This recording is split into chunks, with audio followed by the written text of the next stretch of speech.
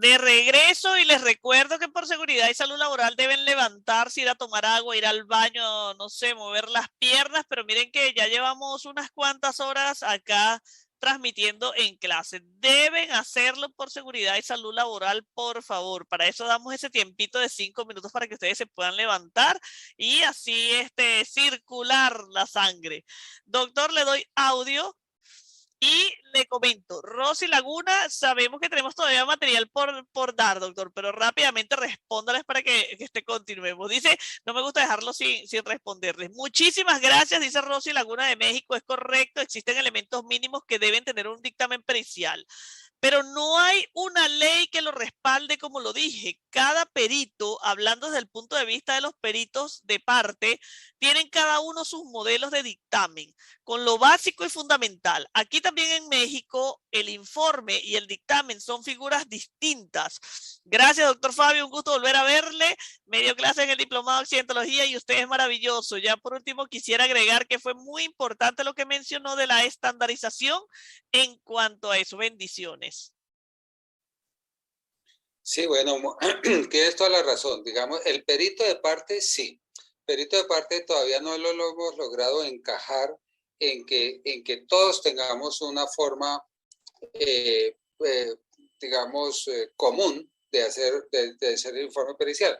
Porque obviamente, digamos, como aquí encajan diferentes disciplinas, entonces pedirle, digamos, a un físico que haga un dictamen pericial parecido al de un médico, o el médico que haga parecido al de un microbiólogo, y así sucesivamente, pues es un poco difícil. Pero digamos, estandarizar todo esto sí favorece muchísimo los procesos.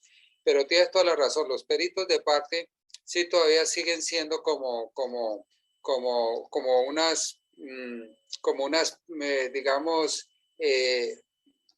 digamos, no como ruedas sueltas, pero sí por lo menos cada uno pues pone de presente su forma de presentar un dictamen, y obviamente pues por ahora se les respetará, porque si el país no exige, o el sistema judicial todavía no le está exigiendo, pues no está obligado tampoco, y entonces por esa razón pues digamos, caprichosamente algunos podrán mantener o no, o ir otros encajando. Aquí hemos ido encajando, aquí poco a poco hemos logrado que todos vayan entrando como en un modelo que gusta, en un modelo estándar, y ya, por ejemplo, casi que todos los dictámenes médicos se están presentando en el mismo modelo, hablando de los peritos de parte, ¿no? Casi todos están utilizando el mismo modelo. Eventualmente, de pronto, los que quieren salirse de ese modelo son los psiquiatras, por obvias razones, pero de resto, casi que todos entramos como digamos, como llegando al consenso de que un informe, eso favorece inclusive la ejecución del mismo dictamen, ¿no? Que yo sepa que existe un modelo, y que ese modelo es el que debo ir complementando, el que debo ir llenando, el que debo ir analizando, en fin, eso favorece bastante el proceso también, sí. Doctor, rápidamente, Alonso Paz dice, ¿qué tan importante es la redacción del dictamen pericial para la interpretación de las partes? Bueno, no, pues digamos, el informe pericial, digamos, él por sí solito no es el que tiene que interpretar. Digamos, el informe pericial lo que tiene que presentarnos son unos datos muy concisos, muy valederos, y al final, sí, en la interpretación de los resultados, sí se le puede, digamos, hacer esa pequeña acotación de interpretar un resultado, ¿cierto? Porque muchas veces esa interpretación la están esperando las partes, porque muchas veces, digamos, se desconoce la terminología, se desconoce, entonces es importante que se le interprete a qué obedece ese resultado, ¿cierto? Es decir, aquí, por ejemplo, había una discusión por allá en una prueba pues, de alcoholemia, entonces porque se estaban dando que en tantos miligramos por cada mililitro, y entonces pero eso para un juez dice, bueno, pues ¿eso qué significa? ¿Eso en la práctica qué es? ¿Eso a qué equivale? ¿no? Todos esos miligramos allá sobre mililitros de sangre, eso significa que está muy intoxicado, poco intoxicado, medianamente intoxicado, ¿cierto? Interpréteme eso, ¿cierto? Entonces eso equivale a una embriaguez grado 1 que tiene estas características. Esas interpretaciones son valederas hacerlas, pero obviamente en un contexto digamos, que permanezcan dentro de la cientificidad. Por eso estábamos hablando que hace un momento decíamos, la prueba por ser científica no necesariamente es pericial y viceversa. No toda prueba pericial es científica por sí sola, ¿cierto? Yo tengo una prueba pericial, pero carece de cientificidad. Pues como prueba se me tiene que caer, ¿cierto? Claro. O viceversa, ¿cierto? Una prueba científica pues puede tener mucha operatividad, mucha magia allí, y de pericial tener muy poco, o no tener nada, o no aportar nada a la pericia. Entonces, no por ser científica la prueba es pericial, y viceversa, y no por ser pericial puede ser científica. Lo ideal, ¿cuál es? Tener una prueba científica que a su vez sea pericial, es lo ideal, porque eso sí nos permite administrar justicia. Excelente. Luis Largo por acá dice, doctor, uno como investigador privado puede realizar seguimiento a personas infieles. Se firma un contrato entre el ente interesado y el investigador y se firma que quien rompa o filtre esa información sea multado económicamente para que no se violen los derechos humanos como la intimidad. ¿Eso es legal? Mil gracias si me resuelve esta pregunta. Pues bueno, hay que decirle a nuestro participante que yo soy médico. ¿No? Como entre los médicos no tenemos experiencia en la infidelidad, pues entonces no me conviene. Luis Largo está haciendo un trabajo para su universidad. Vamos a decirle al comisario que le responda esa pregunta mejor. Él sí le puede responder por el chat. Comisario, le dejo tarea. Vamos con la siguiente pregunta. Francisco Balbuena dice, Francisco, te voy a responder de la siguiente manera porque tampoco es competencia del doctor Fabio.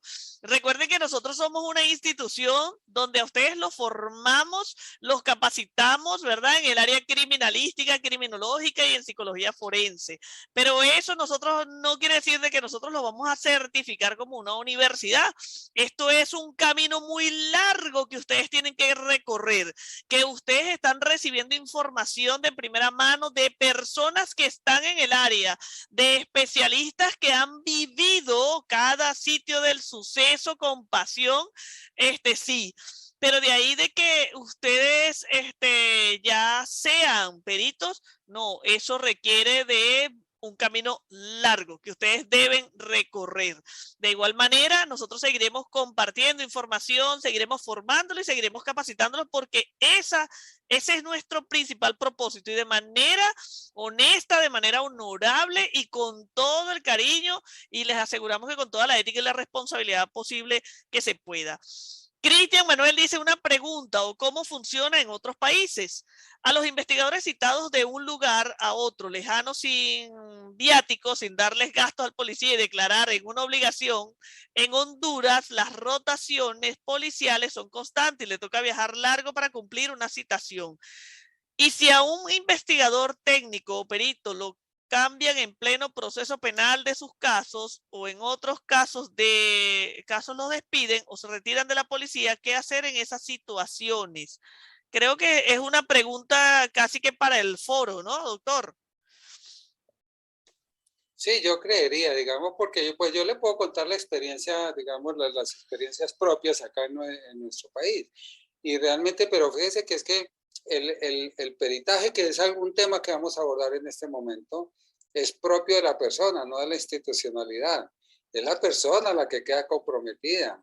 Cuando usted participó como actor en un proceso, es usted el que está comprometido. Ahora bien, que claro, pues, por ejemplo, se murió el perito, pues, ¿qué tiene que hacer el sistema? Pues aceptar un perito de referencia, ¿cierto? Pues, aceptar un perito que interprete lo que el otro hizo y que venga y lo comente. Pero en general, a usted no lo exime de acudir al proceso el hecho de que lo hayan cambiado de ciudad, por decir algo. ¿cierto? Tiene que presentarse en el proceso. Ahora, la ventaja que estamos teniendo por época de pandemia y todo ese tipo de cosas es que la virtualidad se nos impuso mucho. Y entonces estamos teniendo mucho dictamen pericial se está haciendo a través virtual. ¿No? Ya la presencialidad se ha abolido un poco o se puede inclusive hacer en forma mixta. Es decir, bueno, hay un perito que está en una zona extrema de la tal cosa, podemos presentarlo en forma virtual y muchas veces los jueces aceptan esto y entonces hay alternativas en este momento, pero habrá que revisar en contexto del caso y obviamente pues basado un poco más desde lo jurídico, ¿no? Que no es mi tema fuerte realmente. Así ¿no? es. Doctor, voy a dejar a las 5:17 fue una de las preguntas donde quedé para hacerlas al final y podamos continuar, ¿ok? Porque ya nos queda poquito tiempo, esto se ha ido súper rápido y de verdad que las preguntas, estos participantes me encantan, ojalá todos fuesen así, porque uno va evaluando cómo les está llegando el conocimiento. Las preguntas, ellos han aprovechado de hacer cualquier tipo de preguntas y eso es muy bueno y me contenta bastante. Vamos a continuar y no se preocupen que al final les vamos a responder las preguntas. Bueno, entonces vamos a continuar con este tema que veníamos trayendo y entonces aquí ya vamos a seguir con, veníamos hablando del perito de parte, ¿cierto? El perito de parte, entonces, decimos que no solamente estaba siendo elegido por las partes, sino también instruido en cuanto al problema que se desea abordar. Entonces ahí era donde veníamos diciendo que él por sí solo no digamos, goza de cierta parcialidad, ¿cierto? Porque él tiene que hacer unos controles allí que obedezcan o que satisfagan de alguna manera a la parte que lo contrata. Entonces, dado que generalmente se realizan estas pruebas antes del proceso judicial, pues obviamente decíamos que tiene que satisfacer la parte para poder ser presentado o no. Por estas razones, el principio del contradictorio como herramienta cognitiva para el juez juega un papel fundamental. A mí sí que me encanta que haya perito de parte. Es que cuando se quedan solamente con el perito de deferencia, pues obviamente no quiero decir que todo caso quede mal juzgado o algo así, pero el perito de parte pues controvierte de alguna forma, informa al juez, ¿cierto? Hace que el juez también tenga un rol activo en el proceso, informándose y obviamente que esta información que él recibe, pues que vaya en beneficio obviamente de las partes o vaya en beneficio del proceso. Entonces, entre esas razones vale la pena aludir la fiabilidad de los métodos, técnicas empleadas por los expertos. Dentro de tal información, los juristas deben presentar especial atención no únicamente a la probabilidad de acierto, sino también a los errores, a su frecuencia y a sus fuentes. ¿Qué estoy diciendo con esto? Que el perito de deferencia presentó un informe en donde demuestra que se dio X situación, la que haya sido, X situación. Y llega el perito de parte y con su informe demuestra que esa situación que el otro perito está diciendo no tendría por qué haberse dado porque tiene esta y estas condiciones o estos errores o este tipo, ¿cierto? Entonces, ahí se le arma la dualidad al juez. Dice, bueno, un perito me está diciendo sí y el otro me está diciendo no. ¿Qué voy a hacer? Entonces, ahí es donde únicamente hay que comenzar a mirar cuál de los dos informes es el que puede tener error, cuál es la fuente que utilizó cada uno de ellos. Junto, digamos, porque ellos pueden tener sesgo. ¿Sesgo por qué? Porque es que yo le tengo que cumplir a la parte que me contrata, ¿cierto? Entonces, ahí puede haber un sesgo, pero también puede haber una razón fundamental y poderosa que demuestre que no hay sesgo, ¿cierto? Sino que realmente hay una equivocación en el otro dictamen, en el dictamen de deferencia. Entonces, de ahí la importancia de conocer cuál es la fuente, ¿De dónde sacó usted esa información? ¿Qué protocolo está aplicando? ¿Con base en qué fuentes están alimentando ese conocimiento? Y ahí la importancia. Los aspectos económicos del uso de la prueba pericial en nuestro sistema jurídico juegan un papel importante, tanto respecto al mercado que pueda suponer para los peritos, como de las posibilidades de acceso para las partes, especialmente para aquellos más desfavorecidos. Es tenido en cuenta que un perito de parte pues tiene sus honorarios, y es que son honorarios que en algunos casos son costosos por la especificidad, por la ciencia que representa. Entonces, no todas las partes tienen acceso a estos dictámenes, digamos que a la postre uno sabría que podrían favorecer o desvirtuar, pero obviamente son peritajes que tienen costo. Entonces ese aspecto económico, pues digamos, muy a mi pesar, digo que muchos dictámenes se quedan sin controvertir porque las partes no tienen el acceso, no tienen esa posibilidad económica, ¿cierto?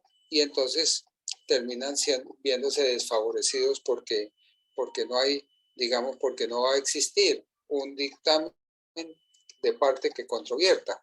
Y entonces vale la pena partir de dos consideraciones generales que pudieran permitir una relación un poco más sana y seria del derecho con el conocimiento experto.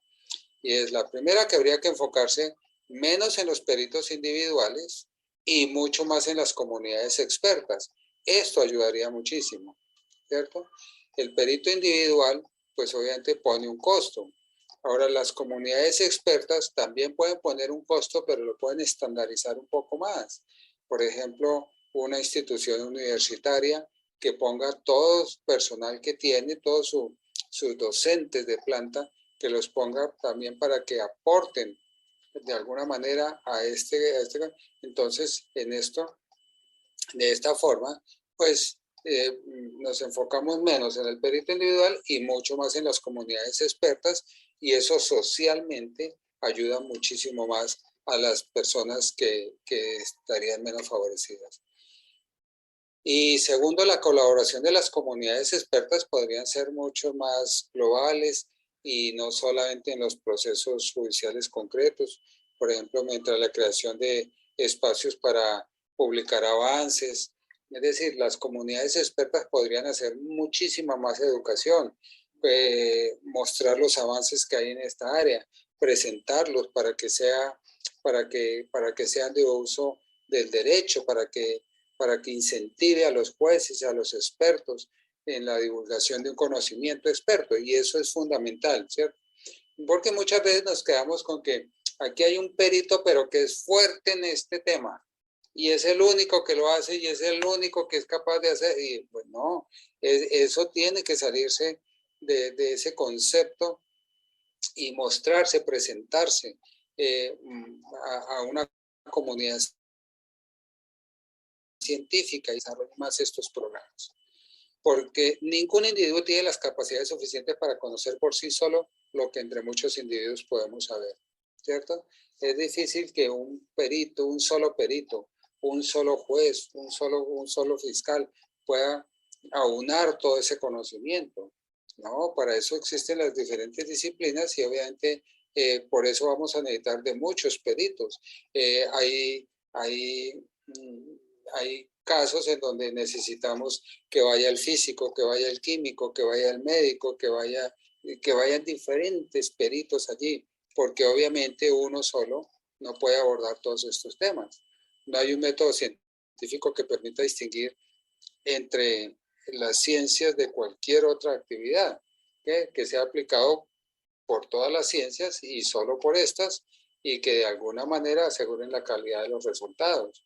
Entonces, eso, que no haya un método científico para poderlo hacer, pues eso implica la participación de muchas personas por ahora. Entonces, la imparcialidad es una cuestión que va mucho más allá de relación del perito con la parte que lo contrata. Va mucho más allá, ¿cierto? La prueba pericial, sin lugar a dudas, es el medio de pruebas más trascendental en materia penal por su valioso aporte a las investigaciones penales, producto del contenido eminentemente técnico y científico de sus informes. Aquí ya estamos hablando de la prueba pericial. Estos coadyuvan a la obtención de la verdad real o material y no a la simple verdad formal, pues con la pericia se pueden establecer pericias y hechos que no han sido apreciados durante el trámite de la investigación y que inciden directamente en la decisión del juez. Con estos, digamos, esa es la importancia de esto que estamos llamando la prueba pericial. La prueba pericial es la que nos va a permitir llegar a la verdad real o material. Porque a veces tenemos una verdad formal allí, pero no es la verdad real. Entonces, la prueba pericial, ¿cierto?, es la que nos va a llevar allá. Sin embargo, la prueba pericial, desde que se concibe, allá desde su génesis, no ha sido uniforme en el trámite y en el procedimiento. Menos aún en los casos en los que se torna indispensable su intervención, circunstancias que han llevado a una reglamentación cada vez más severa. Digamos, la prueba pericial ha tenido que pasar por muchos filtros, y justamente para que sea válida como una prueba pericial. El fin es garantizar la idoneidad y los resultados inequívocos, pues de lo contrario, en un momento determinado pueden producir afectación de los derechos y de las garantías fundamentales de los sujetos procesales. Allí es a donde vamos a tener que dada la trascendencia jurídica con la que cuenta la prueba pericial, es necesario realizar un análisis detallado respecto a su origen, evolución, a la necesidad entre los procesos penales, con el ánimo de brindar apoyo técnico y científico a la administración de justicia. Bien, el concepto de pericia, el concepto del término de pericia procede del latín peritia, que significaba experiencia, y eso es lo que tenemos que buscar, la experiencia del otro, ¿cierto? En castellano significa actualmente sabiduría, práctica, experiencia, habilidad de una ciencia o un arte. Ese es el término pericia, esa sabiduría, ese conocimiento que tenemos, esa experiencia que podemos mostrar sobre un tema en general. Entonces, semánticamente, él expresa es como la habilidad. Para ello, el perito es considerado como un experto por contar con los conocimientos avanzados de un tema en una materia determinada, ¿cierto? Bien. Estos conocimientos han sido indispensables en materia judicial para demostrar hechos o situaciones que dieron lugar a la intervención del Estado. Pues en los informes o en las conclusiones emitidas se logra mostrar la realidad de lo acaecido. El concepto pericial, por eso es tan importante dentro de nuestro proceso judicial en este momento. El perito contribuye a la obtención de la verdad y no a la mera verdad formal. Ya lo decíamos, necesitamos la verdad real, no la verdad, no solamente una. Como puede ocurrir en los procesos desarrollados en jurisdicciones diferentes a la penal, en la que no interviene la prueba pericial. Sabemos que en procesos civiles o algo no interviene la prueba pericial, pero igual tiene una función este concepto de pericia. La labor pericial es una labor integral, ya que no solo abarca los hechos técnicos o la elemental aplicación de unos principios y unas reglas de cada disciplina en la que se desempeña el perito, sino que también está íntimamente vinculada con la actualidad y la realidad social. Por eso decíamos en un principio que ahora todo este concepto pericial está siendo intervenido también por todas las ciencias sociales. La prueba pericial se define como la actividad procesal decretada judicialmente, desplegada por sujetos diferentes a las partes que intervienen en el trámite judicial. Dichos individuos presentan una calificación especial en razón de conocimientos científicos, técnicos, artísticos o especializados que posean. Ya cada uno desde su arte, desde su labor, desde su profesión, desde su ejecución, es que lo va a presentar. Por ello, el desarrollo de esta actividad dentro del trámite judicial surgen argumentos y conocimientos adicionales que inciden directamente en el criterio que adquiera el director del proceso o el juez, ¿cierto?, sobre aspectos que no son de fácil entendimiento por el conglomerado social. Es precisamente en esta instancia donde radica la importancia jurídica de la labor pericial. Es decir, cuando digamos, el grueso de las personas no es capaz de llegar al conocimiento que tiene pues un experto con su prueba pericial, pues es allí donde hay que hacer justamente, digamos, un filtro importante para que tenga real importancia jurídica esa labor pericial. La prueba pericial como medio indirecto de prueba tiene aquello que no puede ser manifestado sino por su intermedio, con lo cual se afirma que un dictamen técnico-científico debe ser un testimonio claro a niveles de certeza y de verdad. Tenemos testimonios donde se habla en calidad de probabilidad, ¿no? Un informe pericial ya tiene que tener, en nuestro sistema penal acusatorio, ya tiene que tener siempre el nivel de certeza, es decir, está llevando a la verdad, ¿cierto? El perito se ocupa de hechos tomados a manera de datos o de fenómenos, sin modificarlos, siempre desentrañando su porqué y su razón, para así llegar a una conclusión técnica, vale decir, objetiva y especializada. Ya como conclusiones a esto, entonces los avances tecnológicos y científicos día a día convierten a la prueba pericial en el medio de conocimiento indispensable para el adecuado conocimiento de los hechos que coadyuvan a la obtención de la verdad material. Bien. Inexorablemente los peritos que emitieron los informes periciales deben asistir a la audiencia de juicio oral para que dicho elemento pueda ser controvertido y tenido como prueba. Esto contesta una pregunta que me estaban haciendo un momento. Los peritos que emitieron el informe pericial deben asistir a la audiencia de juicio oral para que ese elemento pueda ser controvertido y tenido en cuenta como una prueba. Esto deberá ser independiente de la vinculación laboral que tenga en el momento del juicio, por cuanto es una obligación a título individual y no institucional que se genera por el ejercicio de la labor pericial y que cobija a todos los peritos, tanto a los funcionarios públicos como a los particulares. Cuando el sujeto procesal solicitante así lo considere, en el caso pues aquí nuestro como el Instituto de Medicina Legal y Ciencias Forenses, podrá asistir a la audiencia un perito diferente al que emitió el respectivo informe pericial. Eso se puede decir, bueno, esta persona está incapacitada, esta persona está en vacaciones, esta persona falleció, esta persona, bueno, lo que sea, ¿cierto? Entonces, por esa razón, se puede pedir un perito diferente al que emitió el concepto, que ya lo llamaríamos como un perito de referencia allí. Para evitar la violación a los principios judiciales de eficacia y celeridad cuando las partes estén de acuerdo con el procedimiento, trámite y resultado de la experiencia científica, se podrán utilizar estipulaciones contenidas, pues en nuestro caso, en el artículo 356, en nuestro caso en Colombia.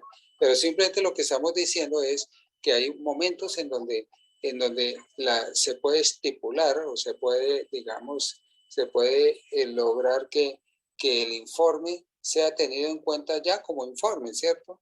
Como pericia.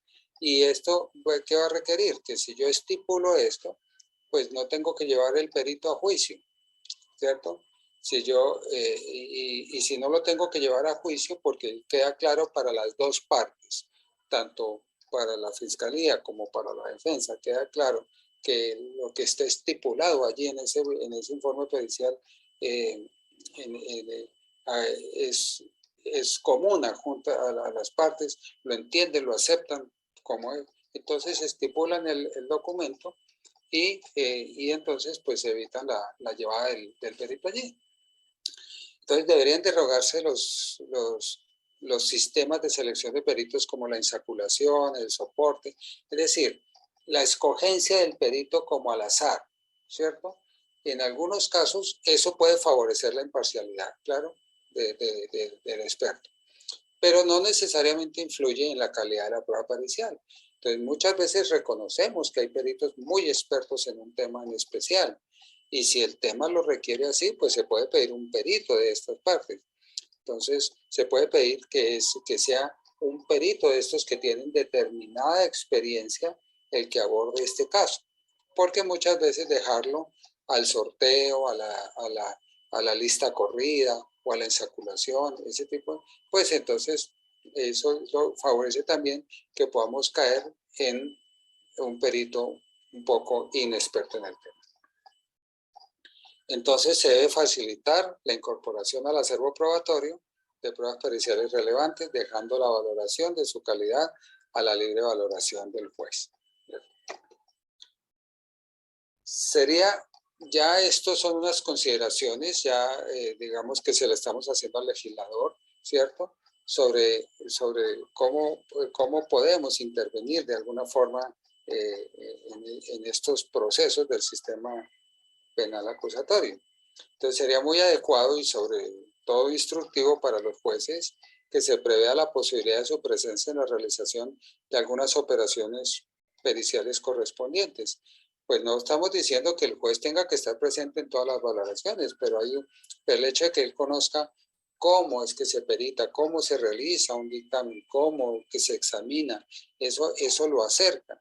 Entonces valdría la pena que de vez en cuando se le permitiera a un juez, estuviera dentro de su agenda, la posibilidad de acudir a un peritaje en particular, sobre todo cuando sea un caso de pronto conflictivo o de difícil manejo, ¿cierto? Que valga la pena que él se desplace hasta cierto sitio a ver cómo es que se hace una valoración de este nivel, ¿cierto? A los jueces y a los tribunales, ¿cierto? Las credenciales de un experto, cuando se trata de pruebas periciales de parte, son un requisito formal necesario para la admisión, sin olvidar que la experticia va mucho más allá de tales credenciales. Fíjense que al perito de deferencia, al que nombra el Estado, simplemente lo acreditan. ¿Cuáles son sus estudios? ¿Cuáles son todas? ¿Cuál es su experiencia? ¿Cuánto hace que trabaja con esta institución? Listo, nomás. Al perito de parte le toca allegar todas sus credenciales, todos sus diplomados, todos sus estudios, sus especializaciones, sus maestrías, todo ese tipo de situaciones. Y obviamente no son exactamente todas esas credenciales las que hacen experto a una persona. Entonces hay que ser, digamos, como mesurados en esta admisión, ¿cierto? Cuando se trata de una prueba pericial de confianza del juez, las credenciales son informativas, lo que veníamos diciendo. Pero hay que considerar sobre todo que la información sobre su historial y juicio en la comunidad experta, no porque pertenezca a la institución, es un gran experto. Ya decía yo que hay personas que están recién egresadas y que tuvieron que fungir como peritos. Personas que por estar en una zona alejada fungieron como peritos, pero no son expertos en el tema. Entonces se deben evitar allá en el juicio que lleguen los soliloquios, decimos en la sede judicial, llamar al perito, ¿cierto? Para que explique lo que puso en ese informe pericial, no para que repita lo que ya puso en el informe pericial, para que explique, para que las afirmaciones que ha hecho en su informe pericial queden claras para las partes. Entonces, esta valoración de la prueba pericial debe exigir una información empírica sobre la fiabilidad de los dispositivos empleados por los peritos. ¿Qué utilizó? ¿Qué utilizó?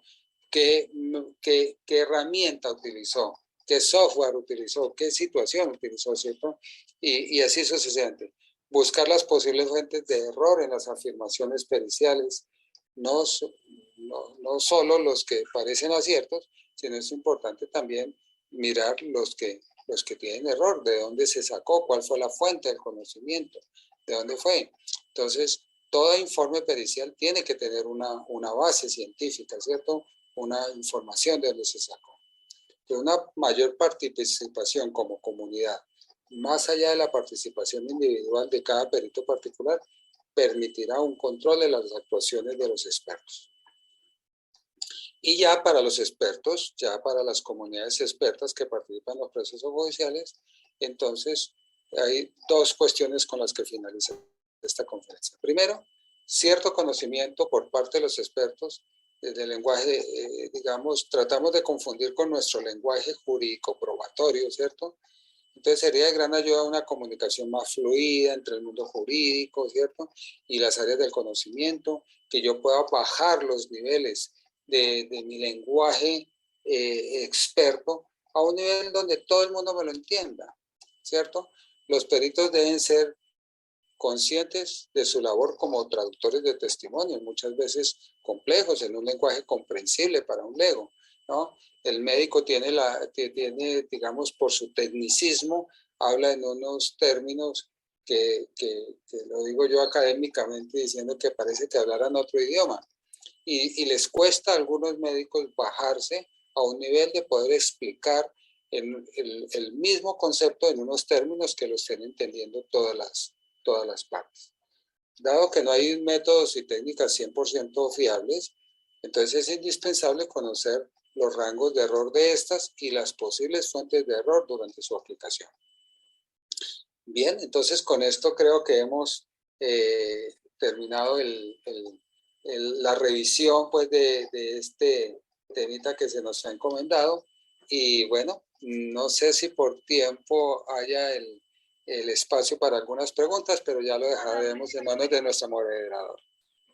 Vamos a darle ese tiempito porque, como yo digo, pues ellos siempre se lo merecen y ellos están a la espera de que se les responda esas preguntas, por lo menos las que quedaron ahí pendientes en el chat, doctor. Si no, usted, claro que sí. Si quedan alguna otra pregunta, usted se las responde a través del chat, me hace ese favor. Claro que sí.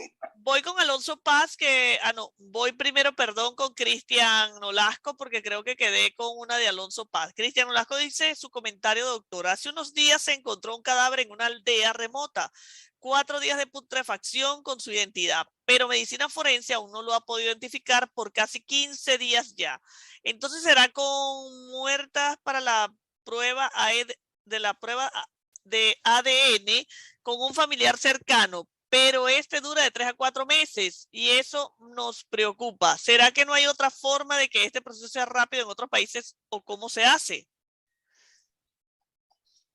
Bueno, digamos, la prueba genética se puede demorar 3, 4 meses, pero no porque por sí mismo se demore todo eso la prueba. Uno puede sacar una prueba genética, si la quiere sacar, la puede sacar en 24, en 48 horas, ¿cierto? Pero hay que darle prioridad. Ahora, ¿qué es lo que sucede? Pues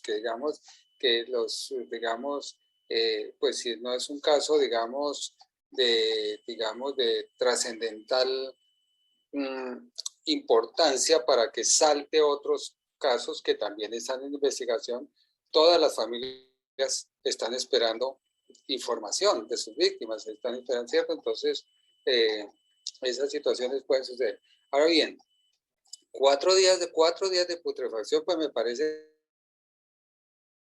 que si hay, bueno, pues habrá que ver algo, digamos, lo que pasa es que, pues no podríamos utilizar la carta dental en el sentido de que podemos hacer una carta, pero no tenemos contra qué cotejarla, ¿cierto?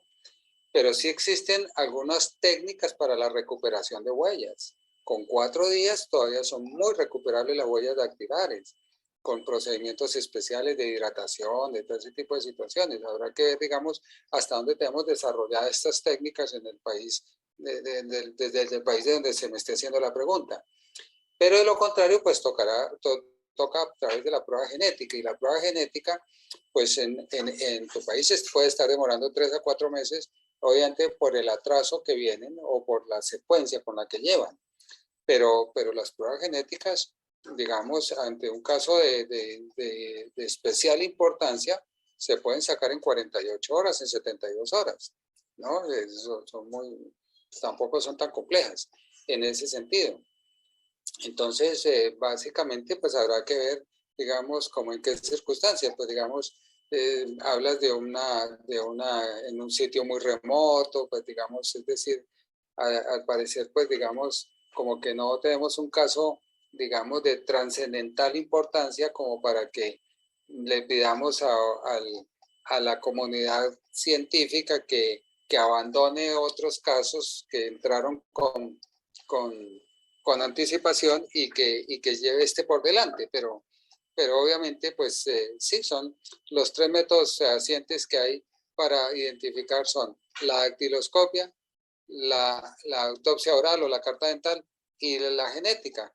Si no podemos acceder a las 2 primeras, no queda otra que acceder a la tercera. ¿Sí? No hay más que hacer. Así es. Alonso Paz nos dice, doctor, el dictamen pericial de responsabilidad profesional, las lesiones, ¿cómo están tipificadas en su país? Pero hablando de la responsabilidad profesional, digamos, de un profesional que está inmerso, sería bueno, así la entiendo, más o menos entiendo la pregunta. Digamos, es que cuando las lesiones, digamos, si es un profesional el que está inmerso en la situación, ¿cierto? Es decir, un cirujano que operó la rodilla izquierda cuando era la derecha la que tenía que operar, ¿cierto? Bueno, pues obviamente pues causó unas lesiones. Causa unas lesiones y se tipifican y están tipificadas dentro del delito de las lesiones, con los agravantes a los que ellos lleven, ¿no? El agravante es hasta dónde perturbó. Solamente fue una equivocación que pudo ser corregida, pero hasta dónde perturbó el miembro sano y ese tipo de situaciones. Hasta ahí va como les digo. Pero también el riesgo profesional puede llevar, pues podemos estar frente a una situación de mortal y entonces ante eso pues obviamente pues ya estamos frente a un delito, el delito de homicidio, pero habrá que ver, pues difícilmente se puede demostrar que haya dolo allí, pues lo que puede haber es culpa, ¿cierto? Ante alguna situación, que es mucho lo que nos sucede por ahí como con la cirugía estética y ese tipo de cosas, ¿no? Que el delito se vuelve es culposo, pero obviamente no doloso por la no intencionalidad que hay. Entonces, habrá que, digamos, como el caso en particular, para poderlo tipificar, pues hay que ver como el caso en particular que se esté presentando para poder decir, bueno, está presente esto o lo otro, pero aquí sí, digamos, las lesiones profesionales se tipifican igual como cualquier otro que las cometiera, ¿no? Doctor, Leonardo Romero, ¿qué debe contener un dictamen pericial? Pero así de breve, doctor. Pues el dictamen pericial, pues básicamente depende del área que estemos manejando, ¿cierto? Porque el dictamen pericial, pues tenemos que ver si estamos hablando, pero el dictamen pericial básicamente debe contener digamos, como unas características generales de identificación, todo ese tipo de datos allí. Inmediatamente después, como un resumen de los hechos, ¿qué es lo que estamos investigando? ¿Qué es lo que estamos investigando allí? El dictamen pericial debe contestar unas respuestas que tiene quién, que tiene la parte interesada, ¿cierto? El dictamen pericial dice, bueno, me queda claro esto, quiero demostrar esto. El dictamen pericial debe contestar esas preguntas. ¿A partir de qué? De unos hallazgos que encontraron en los informes que revisaron, entonces tenemos unos hallazgos, unas preguntas acá por contestar y después viene la opinión pericial. Hacer un análisis unas conclusiones con mi opinión pericial diciendo se cumple o no se cumplen estos parámetros. Esos son como a grandes rasgos los ítems que debe tener. Doctor, para finalizar, vamos a responderle a Jason que dice, existe un caso, el texto está algo extraño, pero yo lo voy a tratar de leer. Existen casos en los que un perito puede determinar que un caso no procede por falta, me supongo que es por falta de evidencias, rasgos, y en caso de ser así, en caso de ser así, ¿qué circunstancias o momento? Ahí pareciera que le faltará algo, pero estoy tratando de interpretarle a Jason su pregunta.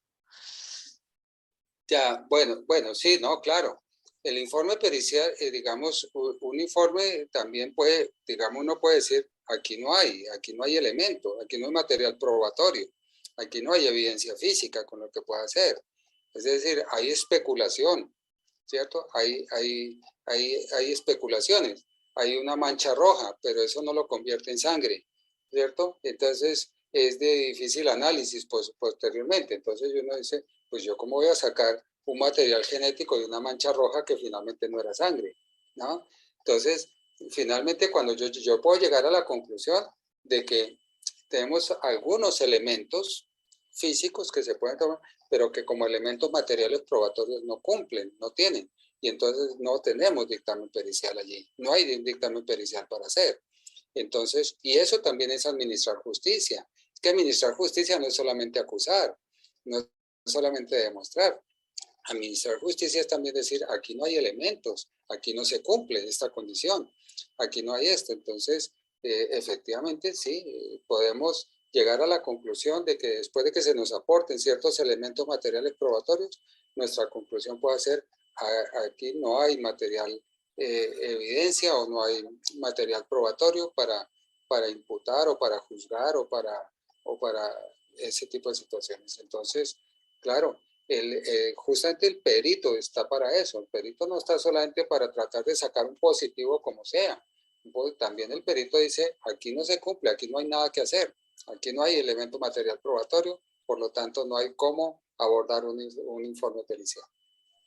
Y con esa pregunta de Jason, nosotros vamos terminando ya esta parte con el doctor Fabio Avendaño. Doctor, muchísimas gracias, que tenga un excelente fin de semana, que vaya a descansar y los esperamos tener pronto nuevamente en otras clases. Claro que sí, muchísimas gracias para todos ustedes, éxitos y bueno, y felicitaciones a ustedes también por la organización de este magno evento.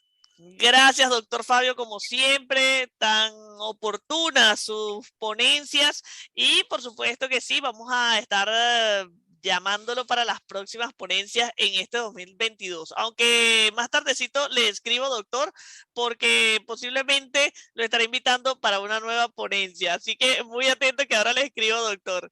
Gracias a todos ustedes. Despídase, por favor.